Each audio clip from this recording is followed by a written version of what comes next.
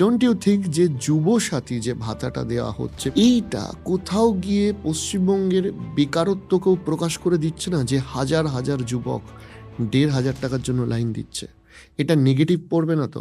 আজকে যারা এটাকে ভাতা বা চাকরি হিসেবে, চাকরি নেই বলে বোঝার চেষ্টা করছে, তারা কেন এই প্রশ্নটা করছে না যে 2014 সালে নরেন্দ্র মোদী যখন ক্ষমতায় এসেছিল, সেখানে 15 লক্ষ টাকা দেওয়ার কথা বলেছিল, বছরে 2 কোটি করে চাকরি দেওয়ার কথা বলেছিল। আপনার পরিচিত লোকজনের মধ্যে একজনও কি পেয়েছে?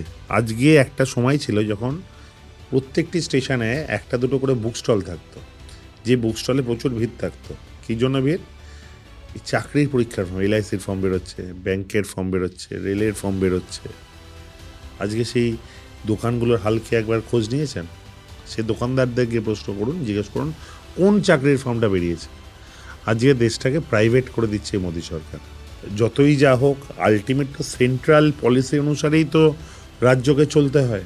মমতা বন্দ্যোপাধ্যায় কিন্তু চাইলেই, বা মমতা বন্দ্যোপাধ্যায়ের অন্য যে কেউ চাইলেই, হুট করে প্রচুর আপনাদের কথা মতন যেটাকে আপনারা চাকরি হিসেবে বলেন, সেই চাকরি কিন্তু দেওয়া সম্ভবপর নয় যদি না সেন্ট্রাল সেই দিক থেকে, সেন্ট্রালে যেই থাকুক, আমি শুধু বিজেপি বলছি না, কিন্তু আপনি এটা অন্য কারোর ক্ষেত্রে হতে পারে, সেটা কিন্তু সম্ভবপর নয়। এবার এই 1,500 টাকা নিয়ে যদি আপনি এই টাকা দেওয়া উচিত কি অনুচিত যদি বিচার করেন, যাদের প্রয়োজন তাদের হাতে অর্থ তুলে দেন, যারা টাকাটাকে ব্যাংকে রেখে দেবে না, সেই টাকাটা রোল করাবে, তবেই কিন্তু দেশের অর্থনীতি বাজার চাঙ্গা হয়।